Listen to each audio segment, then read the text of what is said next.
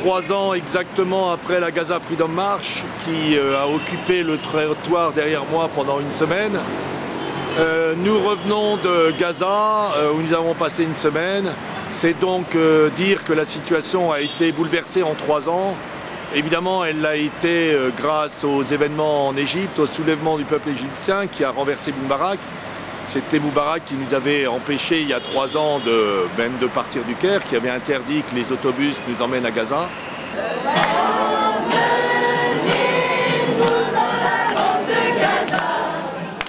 Nous rencontrons le 26 décembre, avant la tenue d'un grand meeting-concert pour la Palestine au Caire, le groupe des 25 Égyptiens qui vont faire partie de notre délégation d'une centaine d'internationaux. Osman, he is affiliated with a political party called Masr al-Qawiyya, and he says that even after the revolution, Gaza is still in siege. 5 years later, even after the revolution, Gaza is still in siege. So as a member of a revolutionary party and part of the Egyptian revolution, he feels it's very important that we go there and break that siege and change that reality.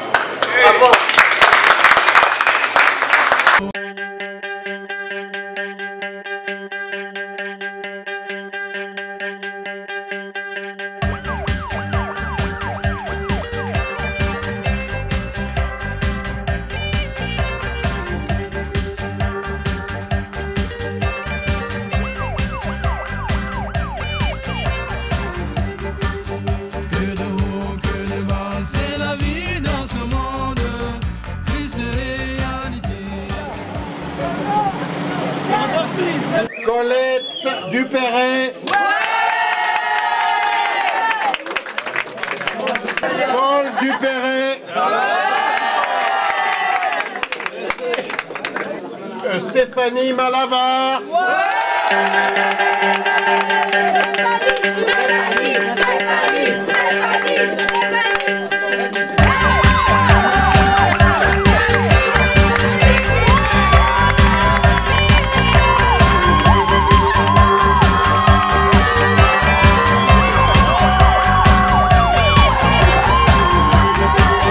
Vous êtes le bienvenu en Palestine, vous êtes le bienvenu à Gaza. Dorian, je vous en prie. Nous débarquons avec 1 tonne de médicaments à l'hôpital Shifa.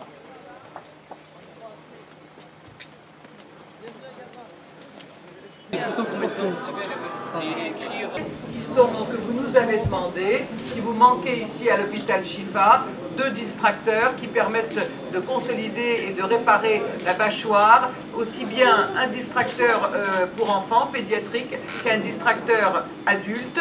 Et ces appareils ont été achetés grâce à la générosité de l'ensemble de la population. Nous avons donc collecté cet argent et c'est maintenant Mélia, la plus jeune de notre groupe, qui a 10 ans, qui va vous le remettre. Donc, mesdames et messieurs, ce petit garçon, il habite dans le nord de Gaza. Et son père, c'est un médecin très connu qui travaille à l'hôpital Shifa, l'hôpital le plus grand de toute la bande de Gaza, le fameux hôpital. Donc, son père, il travaillait 8 jours pendant la guerre. Il n'est jamais rentré chez lui parce qu'il travaillait à l'hôpital, donc il n'est pas rentré depuis 8 jours. Et le dernier jour, dans l'après-midi, c'était le dernier jour de la guerre, quand il recevait les victimes, il a trouvé son fils dans ses bras.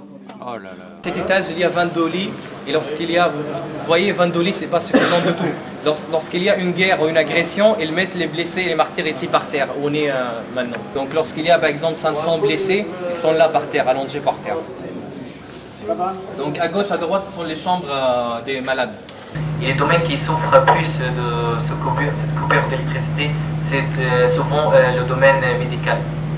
Et cela aussi a été la raison de la mort de plusieurs victimes à l'hôpital.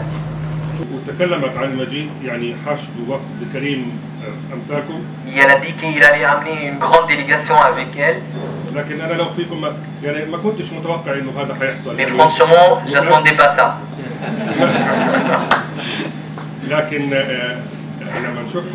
Mais lorsque je vous ai vu aujourd'hui,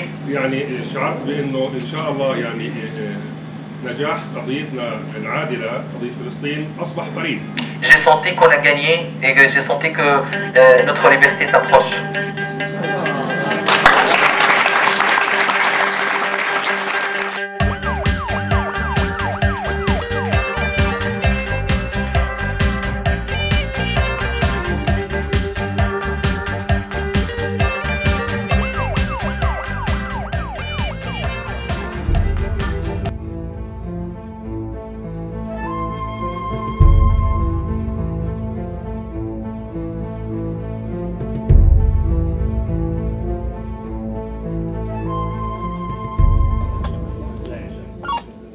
Attaque israélienne de novembre 2012, 164 morts et des milliers de blessés, mais aussi d'importantes destructions dans celle du grand stade Palestine de Gaza et celle du bâtiment de l'état civil.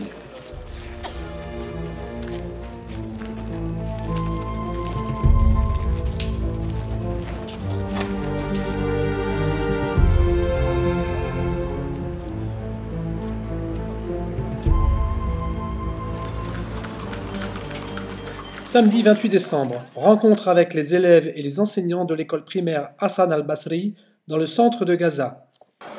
Faute de place, le blocus empêchant l'entrée des matériaux de construction, les garçons ont cours le matin et les filles l'après-midi. My name is Firas. My name is Saïd. Hussein. My name is Diaz. My name is Adham. My name is Muhammad.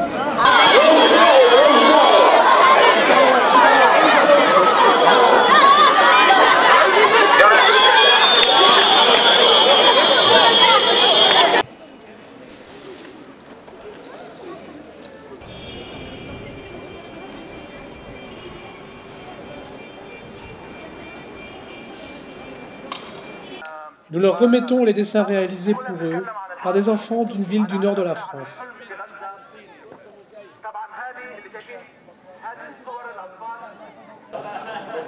Au lycée voisin Al-Carmel, nous sommes frappés par le sérieux et la maturité des adolescents. Doctor. Sport and music. What do you want to do in the future? Engineer, building, hospital, school, street. لماذا تحاربون حكومة حماس مع أن الشعب هم جايين أيدي ولد حماس يعني اوكي. Alors pourquoi est-ce que vous combattez, vous êtes contre le gouvernement du Hamas alors qu'il a été juste précédent?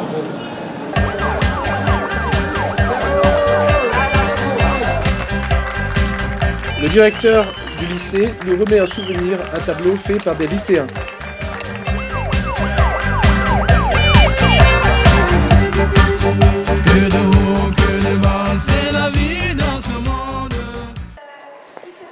Même sérieux à l'université islamique où nous rencontrons les étudiantes en français des 3 universités de la ville de Gaza, auxquelles nous remettons les méthodes d'apprentissage du français que nous avons apportées.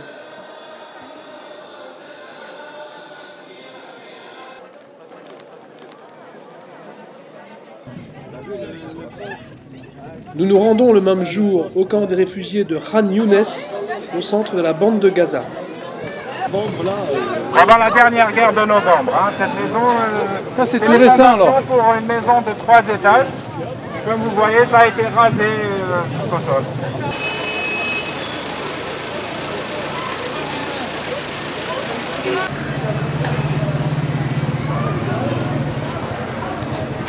Quand notre grand-père est venu, a été expulsé dans 1948, il est venu s'installer ici. Et donc, lui et ses frères se sont partagés ces petits morceaux de terrain. Et maintenant, c'est leurs enfants qui habitent là. Même mes oncles, la plupart sont morts. Il ne reste que 2 de 11 qui sont encore vivants. C'est la 3e génération maintenant. Et comme vous voyez, bon là, c'est des fondations pour une nouvelle mosquée qui va remplacer celle-là, qui est une petite maison. Et la plupart des toits ne sont même pas faits, c'est du zinc ou on fait avec ce qu'on a. L'électricité, la plupart du temps, il n'y en a pas. L'eau potable, on la ramène à dos, comme vous avez vu, les charrettes. Et puis voilà, tout le monde est entassé les uns sur les autres. Il n'y a pas vraiment d'espace vert ici dans le sud. Toutes les maisons sont collées parce que c'est la plus forte densité de population au monde.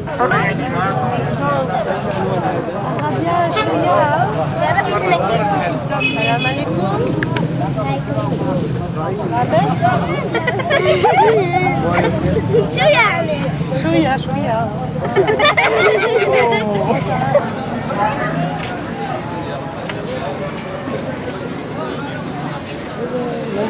أيوة هي يوسف تعال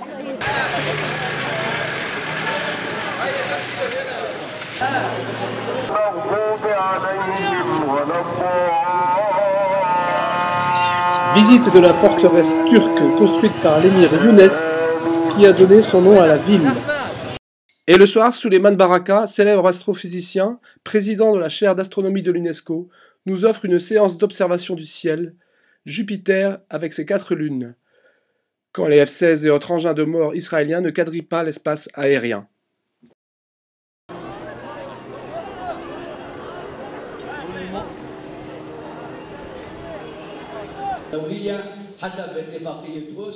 C'est Nezar Ayash, président du syndicat des pêcheurs, qui nous fait découvrir le sort des pêcheurs à Gaza. Ici, c'est notre ami Samil Goga qui est pêcheur professionnel et c'est le père de 5 enfants. Comme vous voyez, il a perdu son bras et le seul revenu de sa famille, bien sûr, compte sur lui pour survivre. Donc notre ami ici en 2007, pendant que c'était plutôt calme, il n'y avait pas de conflit ou de bombardement, notre ami a été victime d'un tir de missile et non pas d'une balle. C'est un missile qui lui a causé de perdre son bras gauche, sa main gauche.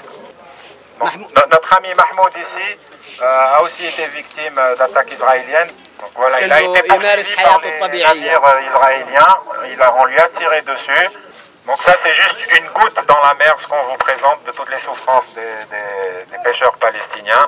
On leur confisque leurs filets ou on détruit leurs bateaux et voilà, ils sont réduits à être au chômage.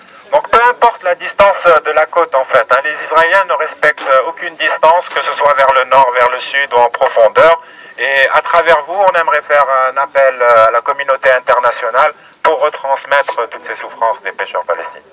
Les Israéliens leur disent qu'ils doivent arrêter de pêcher. Bon, eux, vu qu'ils sont dans les eaux territoriales palestiniennes, ils ne leur répondent pas.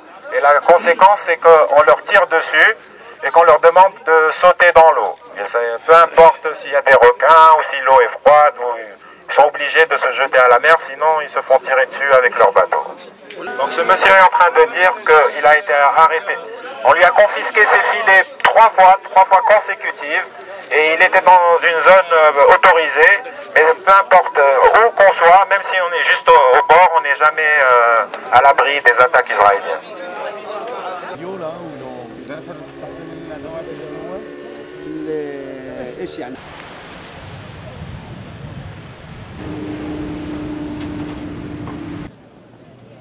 Nous nous arrêtons au monument érigé à la mémoire des victimes turques du Mavi Marmara, lâchement assassiné par Israël dans les eaux internationales le 31 mai 2010, alors que ce bateau apportait de l'aide humanitaire aux Gazaouis.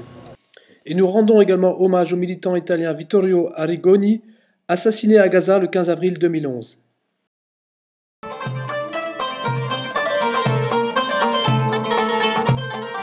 Le 30 décembre, nous passons la soirée avec les élèves et les professeurs du conservatoire de musique Édouard Saïd de Gaza. Après les bombardements israéliens de ces anciens bâtiments à l'hiver 2008-2009, cette école ne peut accueillir qu'une centaine d'élèves de 6 à 12 ans.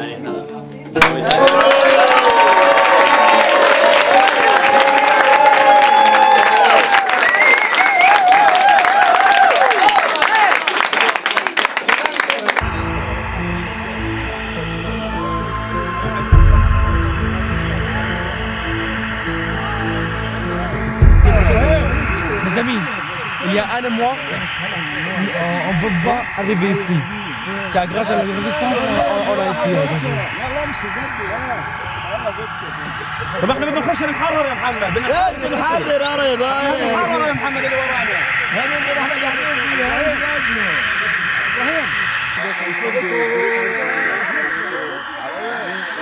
Et nous sommes dans une zone frontière. Et avant la guerre, ça veut dire il y a un mois, cette zone était interdite aux Palestiniens, c'est la zone tampon, et on n'avait pas le droit d'être là.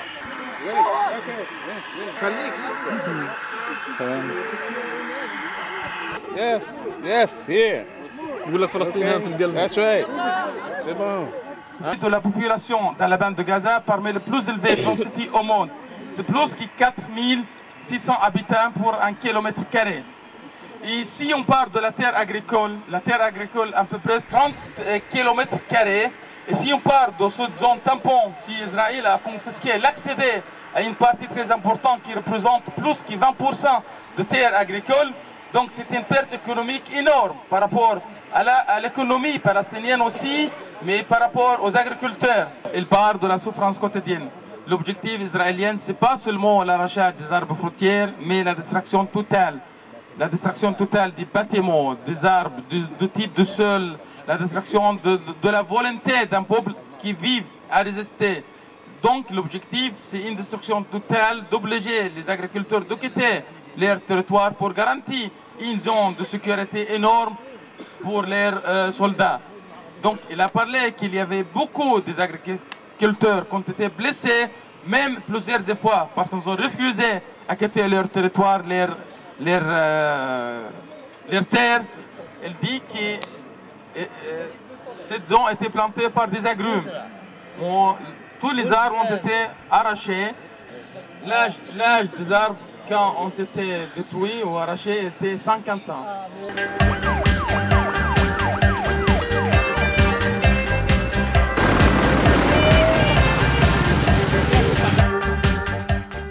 Rencontre avec l'équipe de foot du club El Hilal sur le terrain de Netzarim, au beau milieu de la bande de Gaza, occupée jusqu'en 2005 par des colons israéliens.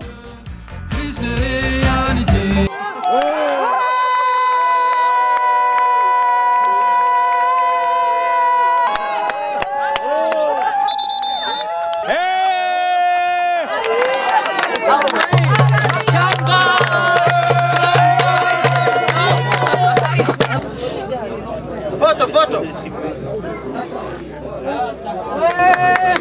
Bravo!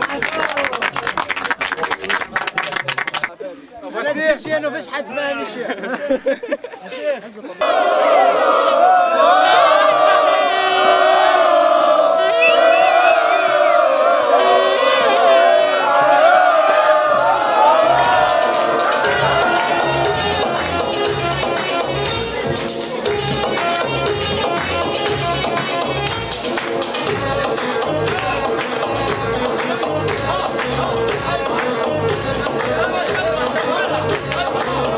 Nous avons reçu des Gazaouis une incroyable leçon de vie, de dignité et de courage.